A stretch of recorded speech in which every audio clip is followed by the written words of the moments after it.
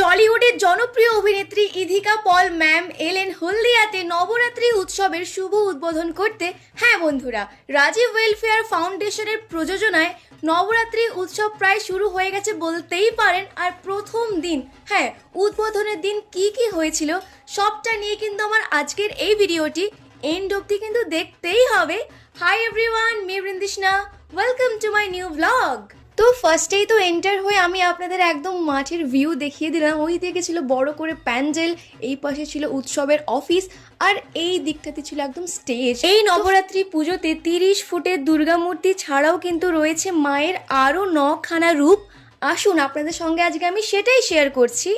শুরুতেই জানিয়ে রাখি, ভিডিও বানাতে গেলেও কিন্তু অনেক কষ্ট করতে হয়, তো পুরোপুরি এন্ড অবধি দেখুন, একদম স্কিপ না করেই।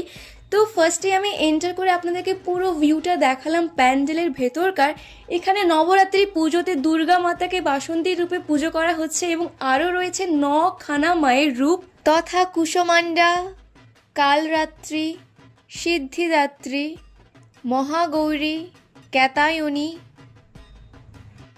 শৈলপুত্রী, ব্রহ্মচারিণী, স্কন্দমাতা এবং চন্দ্রঘণ্টা মাতা। সমগ্র মাতার মূর্তি নিয়ে রইবে আমার আরও একটি ভিডিও। আর হ্যাঁ, যেনারা এখনও অবধি প্যান্ডেল ভিজিট করেননি, মূর্তি দর্শন করেননি, আপনারা কিন্তু অবশ্যই আসবেন। এই পুজো কিন্তু আমাদের সকলের, এই পুজো কিন্তু হলদিয়াবাসীরও।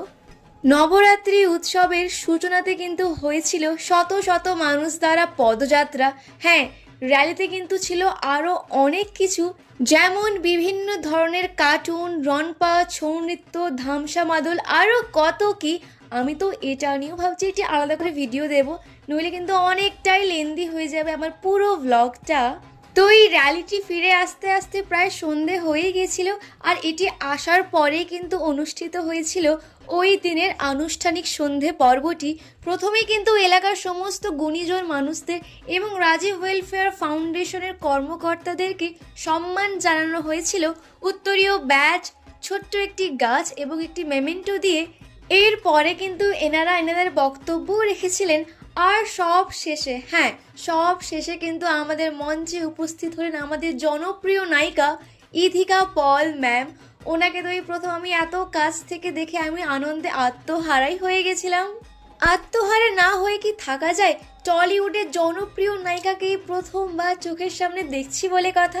এরপরে কিন্তু ওনাকে বরণ করা হয়েছিল এবং উনি কিছু স্পিচও রাখলেন। বলবো ঠিক বুঝে উঠতে পারিনি, তার উপরে সাউন্ডটা বাড়িয়ে দিল, আর তার উপরে দিদি অলরেডি আমার নামে অনেক প্রশংসা করে গেলেন, আমি ভালো কথা বলি এবং আমার সঙ্গে মঞ্চ